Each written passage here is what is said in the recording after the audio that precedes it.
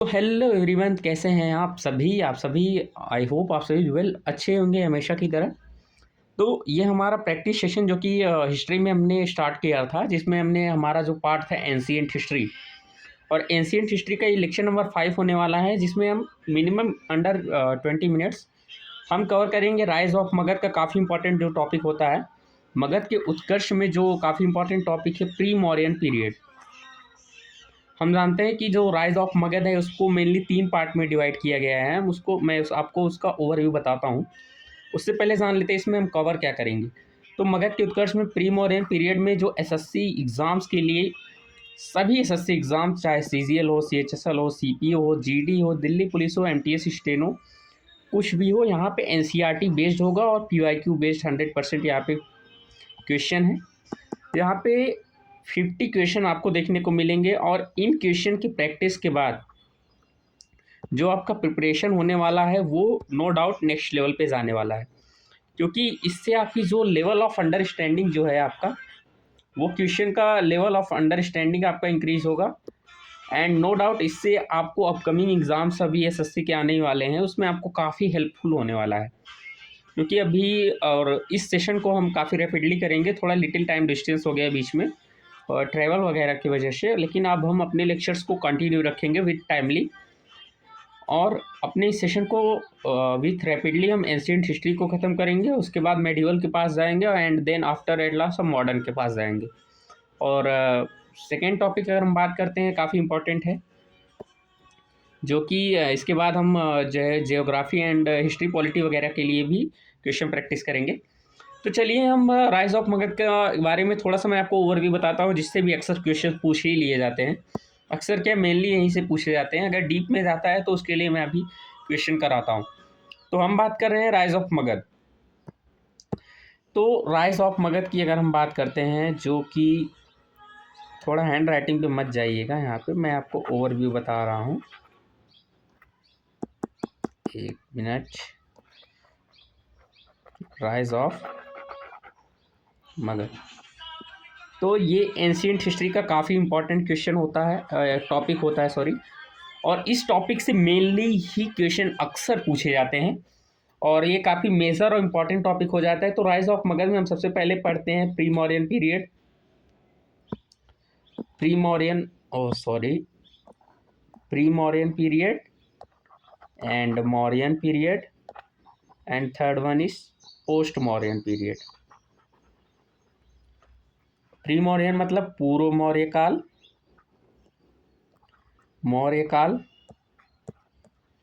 And उत्तर मौर्य काल या मौर्य काल के बाद का जो टाइमिंग होता है। तो यहाँ पे आज का जो हमारा सेशन है वो हम कंप्लीट प्री मौर्यन पीरियड को कवर करेंगे। अब हम जान लेते हैं कि प्री मौर्यन पीरियड्स में आते क्या हैं। तो जो पूर्व मौर्य काल होता है, प्री मौर्यन पीरियड, थोड़ा स्पीड चलेंगे, अगर आपको स्लो लगता है तो आप वीडियो स्पीड बढ़ा सकते हैं। प्री मौर्यन पीरियड, तो पूर्व मौर्य काल की अगर हम बात करते हैं तो इसमें 3 वंश को हम मेनली देखते हैं, जिसमें सबसे पहला आता है अपना हर्यंक वंश, हर्यंक डायनेस्टी, एंड सेकेंड आता है अपना हर्यंक वंश के बाद आता है अपना शिशुनाग वंश, इसे शिशुनाग डायनेस्टी कहते हैं, एंड तीसरा आता है नंद वंश। अक्सर पूछ लिए जाते हैं, तो इन तीनों के बारे में हम देखते हैं। इनके बारे में आज हम क्वेश्चन प्रैक्टिस भी करेंगे, जो कि टॉप 50 होने वाले हैं।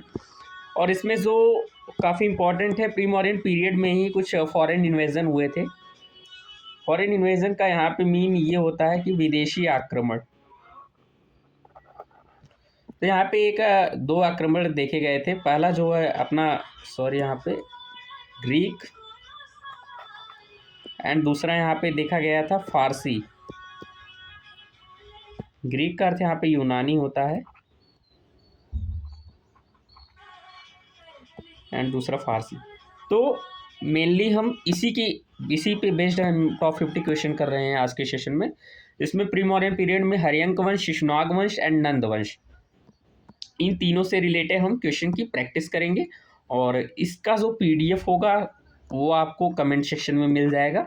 डिस्क्रिप्शन लिंक में भी आपको यहाँ पे आपको लिंक प्रोवाइड कर दिया जाएगा, वहाँ से आप डाउनलोड कर सकते हैं। और इस पीडीएफ के अगर हम फॉर्मेट के बारे में बात करते हैं तो आइए आपको बताता हूँ यहाँ पे ये फॉर्मेट कैसा है यहाँ पे। जैसा कि यहाँ पहले तो यहाँ पे टॉप 50 क्वेश्चन यहाँ पे दिए गए हैं, उसके बाद यहाँ पे आंसर की है, वो भी सिंगल लाइनर में उन सभी आंसर का डिटेल्ड एक्सप्लेनेशन भी किया गया है ताकि आपको बेटर अंडरस्टैंडिंग रहे। तो हमारे 6 मिनट तो ऐसे डिस्कशन में ही निकल गया है, तो विदाउट एनी लेट हम स्टार्ट करते हैं अपने अब सेशन को। तो चलिए हम बिना देरी किए हुए अपने इस प्रैक्टिस को स्टार्ट करते हैं। तो यहाँ पे हमारा जो फर्स्ट क्वेश्चन यहाँ पे रहने वाला है, अगर आपको कोई डाउट होता है कमेंट सेक्शन में पूछ सकते हैं। फर्स्ट क्वेश्चन में यहाँ पे कहा क्या गया है, ध्यान से सुनते जाइएगा। ऐतिहासिक अभिलेखों के अनुसार मगध साम्राज्य पर शासन करने वाला पहला वंश कौन था। हम सब जानते हैं मगध पे जो प्री मौर्यन पीरियड में सबसे पहला जो वंश था अपना हर्यंक वंश था, जिसे हर्यंक वंश कहा जाता था। इसका जो फाउंडर कौन था, बिंबिसारा।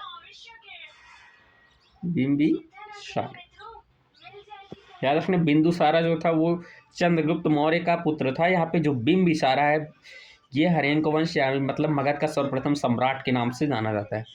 बिंबिसारा और बिंदुसारा में आपको कंफ्यूज नहीं होना है, अक्सर इसी पे क्वेश्चन भी पूछा जाता है।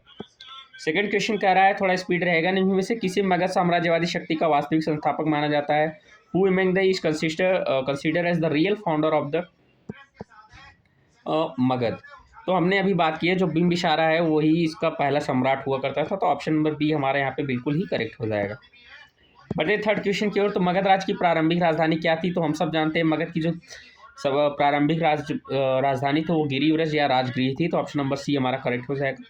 किसने बनाया था, तो इसे अपने बिंबिसारा ने ही बनाया था, क्योंकि वही पहला सम्राट भी हुआ करता था। राजा बिंबिसार ने अपने राज्य जीवक को अवंती के किस शासक जिसे पीलिया रोग हुआ था उसे ठीक करने के लिए भेजा था। तो royal physician Jivaka to cure which ruler of Avanti from jaundice कहा जाता था। तो वो अवंती का उस शासक का नाम था चंद्रप्रद्योत। तो ऑप्शन नंबर बी हमारा यहाँ पे बिल्कुल करेक्ट हो जाएगा। बढ़ते हैं फिफ्थ क्वेश्चन की तरफ। तो यहाँ पे पूछा गया किस मगध शासक ने अंग राज्य को चंपा में मिला दिया था। सॉरी, यहाँ पे कहा गया है which Magadha ruler annex the kingdom of Anga into Magadha. तो किस मगध शासक ने अंग राज्य जिसकी राजधानी चंपा और नगरी हुआ करती थी उसको मगध में मिला दिया था। तो हम सब जानते हैं जो अंग को मगध में मिलाने वाला शासक था बिंबिसार ही था। ऑप्शन नंबर बी हमारा करेक्ट हो जाएगा। हर्यंक वंश का शासक हुआ करता था। तो अजातशत्रु बिंबिसार और किस लिच्छवी राजकुमारी का पुत्र था। अजातशत्रु बिंबिसार और लिच्छवी राजकुमारी का पुत्र था। तो हम सब जानते हैं कि जो लिच्छवी राजकुमारी जो थी वो चेलना थी, क्योंकि जो बिंबिसार था, यहाँ पे थोड़ा डिटेलिंग करता हूँ। बिंबिसार ने यहाँ पे 3 मैरिट किया था, यहाँ पे 3 बार विवाह किया था। तो जो इसकी फर्स्ट वाइफ हुआ करती थी उसका नाम था चेलना, यही लिच्छवी की राजकुमारी हुआ करती थी। सेकेंड वाइफ जो थी इसकी उसका नाम था कौशल देवी, ये सिस्टर ऑफ रसुमजीत थी। और तीसरी जो वाइफ थी इसका नाम था क्षेमा। तो पूछ सकता है कि इसके तीनों वाइफ का नाम क्या था। तो ये बिंबिसारा के वाइफ हुआ करती थी, क्योंकि इसने 3 विवाह किया था। बढ़ते हैं अपने 7वें क्वेश्चन की तरफ। तो यहाँ पे पूछा गया है मगध का सिंहासन हथियाने के लिए अपने पिता बिंबिसार की हत्या किसने की थी। तो यहाँ पे अजातशत्रु ऑप्शन नंबर बी, जिसे कुड़िक भी कहा जाता है। थोड़ा डिटेल में अगर हम बात करते हैं, जो कि पूछ लिया करता है कि पितृहंता वंश किसे कहते हैं। तो इसे हर्यंक वंश को कहते हैं, क्योंकि यहाँ पे 2 लगातार शासकों ने अपने पिता की हत्या करके रूलिंग को अपनाया था। तो 8th क्वेश्चन में बढ़ते हैं। अजातशत्रु ने वज्जी संघ के खिलाफ युद्ध में किस सैन्य हथियारों का इस्तेमाल किया था। Which military war engines weapons were used by Ajatashatru in Vajji confederacy. हम जानते हैं रथ मुशल और महाशिल कंटक। ऑप्शन नंबर ए बिल्कुल ही करेक्ट हो जाएगा। बढ़ते हैं हम 9th क्वेश्चन की तरफ। तो प्रथम बौद्ध संगति 483 ईस्वी का आयोजन राजगृह में किस मगध राजा के शासनकाल में हुआ था। तो हमने इसके बारे में तो बुद्धिज्म में भी प्रैक्टिस किया था। तो अजातशत्रु ही था, ऑप्शन नंबर बी।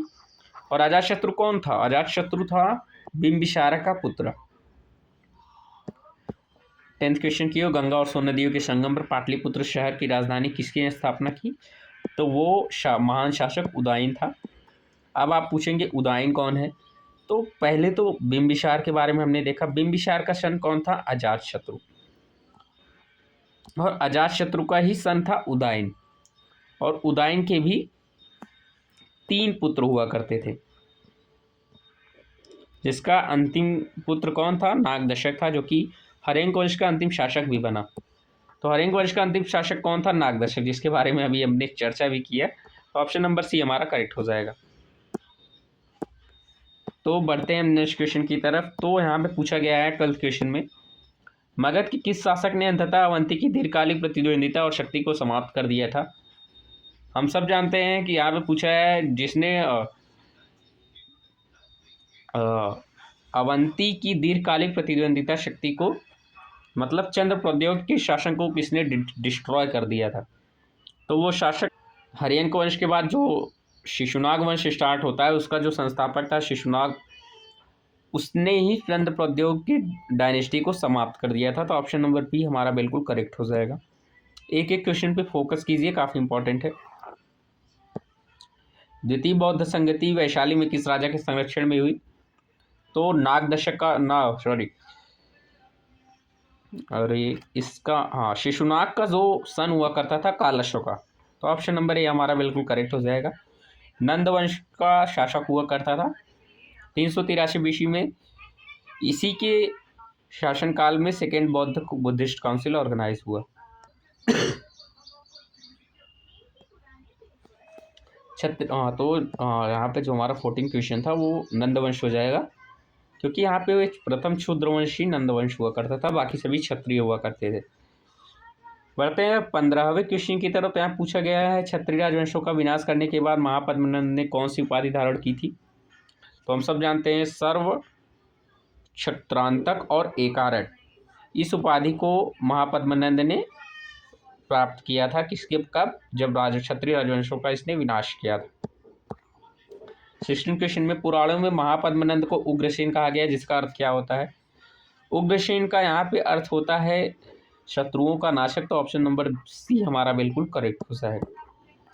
17 क्वेश्चन में 326 ईस्वी में जब सिकंदर ने भारत पर आक्रमण किए तब मगध का शासक कौन था? हम जानते हैं 323 ईस्वी में घनानंद हुआ करता था, और 323 ईस्वी में घनानंद का युद्ध हुआ चंद्रगुप्त मौर्य से, और उसने चाणक्य की सहायता से इसकी मृत्यु कर दी। तो 326 ईस्वी में तो धनानंद ही था। ऑप्शन नंबर बी वहाँ पे बिल्कुल करेक्ट हो जाएगा। बढ़ते हैं 18 क्वेश्चन की ओर। प्राचीन यूनानी साहित्य में घनानंद को किस यूनानी नाम से जाना जाता था?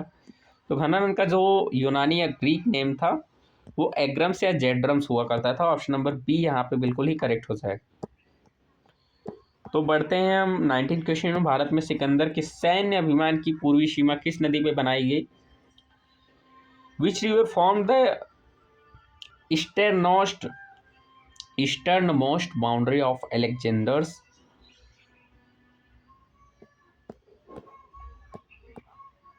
Military campaign in India?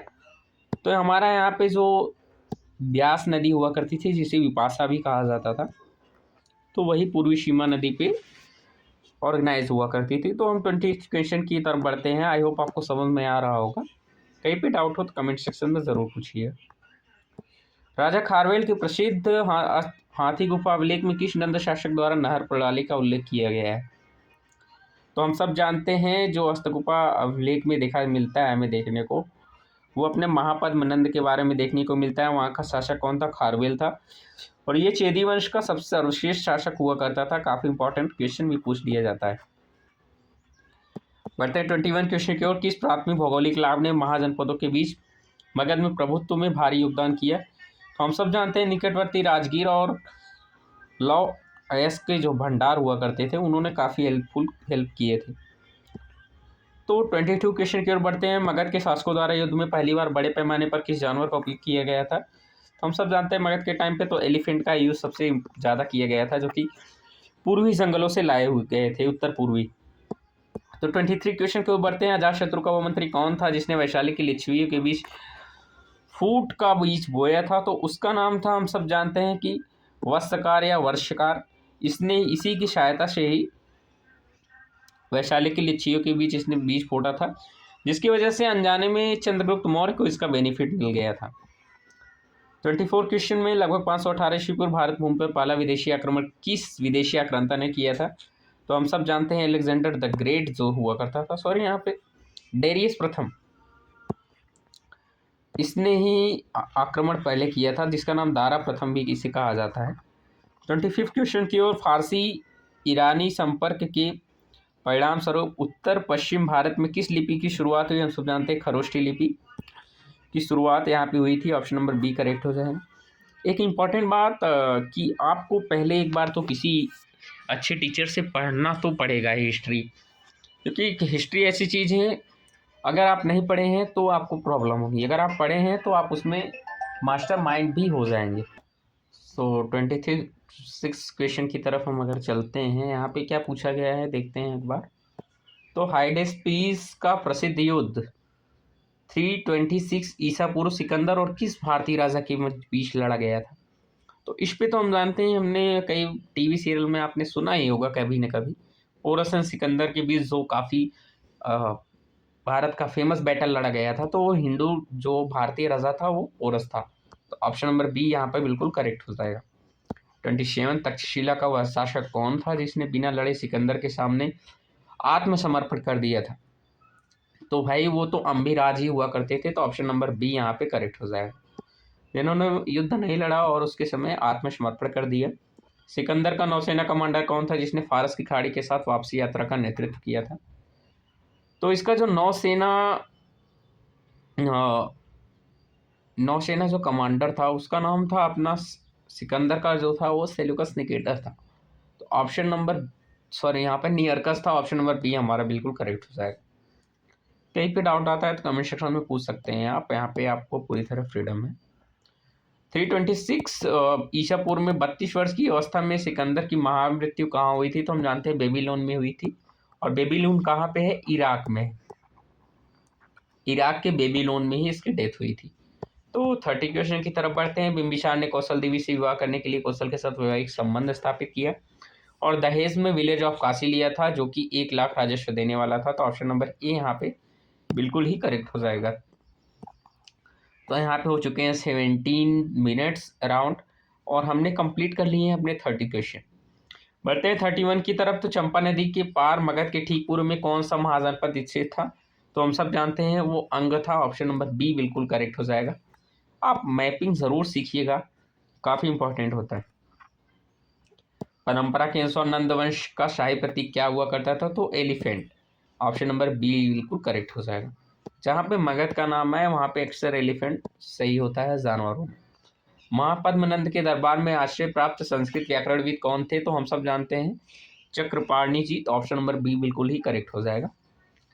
याद रखना, रटना नहीं है, समझना है। 34 की तरफ, वज्र महासंपत संघ का निर्माण कुल कितने राज्यों से मिलकर हुआ है? हम सब जानते हैं अष्टकुल के नाम से जाना जाता था। तो अष्टकुल जो कि नाम से ही स्पष्ट है कि यहाँ पे 8 कुलों का ही संग्रह हुआ करता था। तो ऑप्शन नंबर बी बिल्कुल ही करेक्ट हो जाएगा।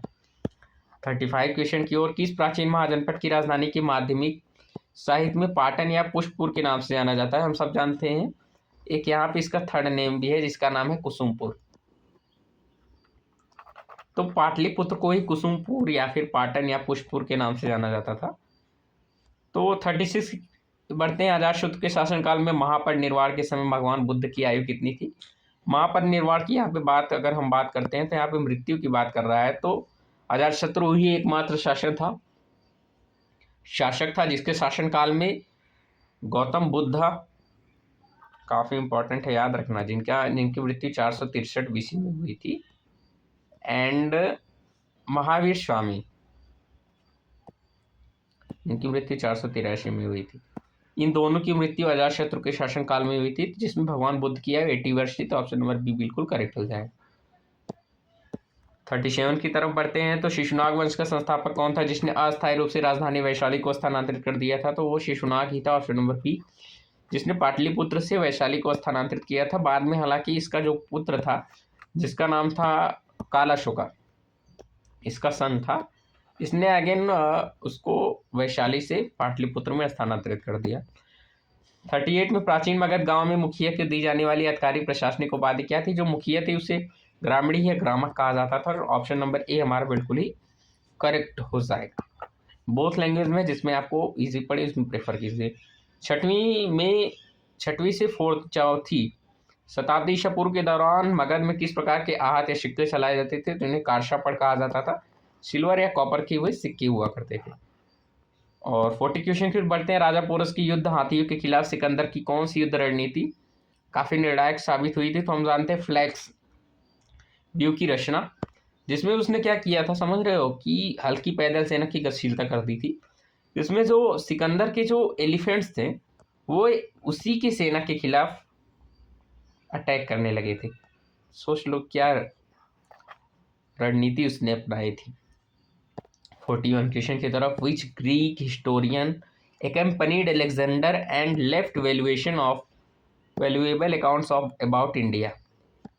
तो यहाँ पे कहा गया है कौन सा यूनानी इतिहासकार सिकंदर के साथ आया और भारत में मूल्यवान विवरणें छोड़ गया? तो हम जानते हैं सिकंदर के साथ जो आए थे वो थे ओनेसिक्रिटस एंड एरिस्टोबुलस।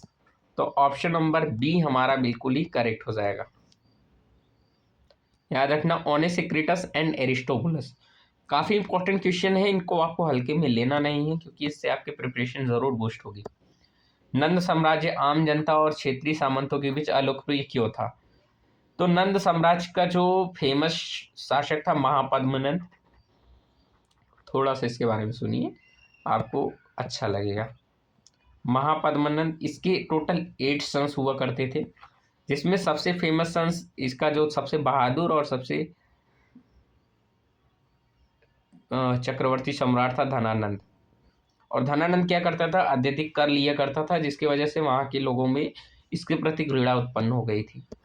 तो बढ़ते हैं हम 43 क्वेश्चन की तरफ। लगभग 322 ईसा पूर्व चाणक्य के शिष्य चंद्रगुप्त मौर्य ने मगध के किस शासक की हत्या की? जिसके बारे में अभी हमने बात की, वो था धनानंद। इसकी मृत्यु हुई चंद्रगुप्त मौर्य के द्वारा और चंद्रगुप्त मौर्य ने उसके बाद मौर्य वंश मौर्य डायनेस्टी की स्थापना की। तो बढ़ते हैं 44 क्वेश्चन की तरफ। कौन सा बौद्ध ग्रंथ अजातशत्रु वज्र के संघर्ष के बीच विवरण बताता है? तो हम सब जानते हैं वो है उसे दीघा निकाय कहा जाता है। इसका एक नाम और है महापरिनिब्बन सूत्र। तो ऑप्शन नंबर ए बिल्कुल ही करेक्ट हो जाएगा।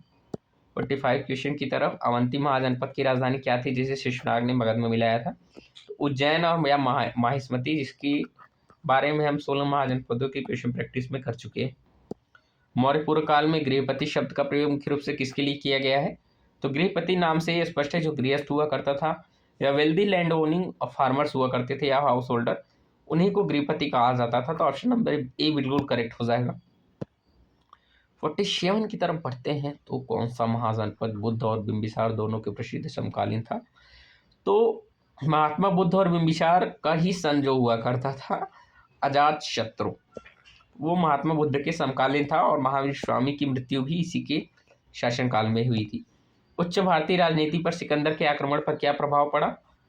इसमें हम जानते हैं क्या हुआ कि छोटे सरदारों राज्य को नष्ट किया और मौर्य एकीकरण का मार्ग प्रशस्त किया। तो ऑप्शन नंबर ए हमारा बिल्कुल ही करेक्ट हो जाएगा। बढ़ते हैं 49 की तरफ। तो पुराण और बौद्ध परंपराओं के अनुसार नंद वंश का संस्थापक कौन था? महापद्मनंद था। तो ऑप्शन नंबर ए हमारा बिल्कुल करेक्ट हो जाएगा। बढ़ते हैं लास्ट और one of the important question की तरफ। तो इसको हम डबल स्टार क्वेश्चन देते हैं। मौर्य पूर्व काल में यानी प्री मौर्यन पीरियड में पाटलिपुत्र और राजगीर को उत्तर पश्चिम तक्षशिला और मध्य एशिया से कौन सा व्यापारिक मार्ग जोड़ता था? तो उसका नाम था यहाँ पे northern highway, Uttarapatha. Option number A बिल्कुल करेक्ट हो जाएगा। तो यहाँ पे हमने विद इन अंडर 25 मिनट्स यहाँ पे हमने टोटल जो है 50 क्वेश्चन के प्रैक्टिस को कंप्लीट कर लिया है। एंड आई होप आप सभी को अच्छे से समझ में आया होगा और आपको नए क्वेश्चन देखने को मिले होंगे। उन क्वेश्चन से आपकी प्रिपरेशन ज़रूर ही बूस्ट हुई होगी, नेक्स्ट लेवल पे गया होगा। एंड आपके डाउट के लिए अगर आपको ही पीडीएफ की अगर ज़्यादातर बात करते हैं सब, पीडीएफ आपको कमेंट बॉक्स में इसका जो है मैं लिंक प्रोवाइड कर दूंगा जहाँ से डाउनलोड कर सकेंगे आप। एंड सेकेंड, अगर आपको कोई डाउट होता है तो आप कमेंट बॉक्स में ज़रूर पूछिएगा, वहाँ पे आपको बता दिया जाएगा। तो इस 25 मिनट के सेशन में हमने कंप्लीट कर लिया है। राइज ऑफ मगध का जो काफ़ी इंपॉर्टेंट टॉपिक होता है, जिसमें प्री मौर्यन पीरियड आता है, और प्री मौर्यन पीरियड के अंदर ही हमने जो है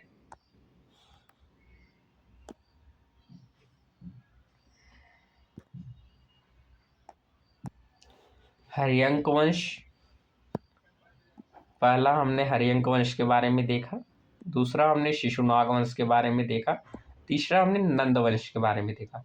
तो एक बार बात करते हैं हर्यंक वंश का संस्थापक कौन था, रिवीजन के लिए हम बात करते हैं, या कमेंट सेक्शन में बताना है। अभी मैं हर्यंक के बारे में बताता हूँ। तो इसका तो बिंबिसार था, और बिंबिसार का ही पुत्र कौन था, अजातशत्रु था। अजातशत्रु के बाद कौन आया, उदयन आया, जिसने पाटलिपुत्र शहर की स्थापना की, कहाँ पे, गंगा और सोन नदी के तट पर। एंड शिशुनाग वंश की अगर हम बात करते हैं तो यहाँ का शिशुनाग इस नाम से स्पष्ट है, शिशुनाग इसका संस्थापक हुआ करता था। इसके बाद इसका सन आया कालाशोका, कालाशोका के बाद यहाँ पे आते गए। और नंद वंश का संस्थापक जो था, इसके बारे में आपको कमेंट सेक्शन में बताना है कौन था नंद वंश का संस्थापक।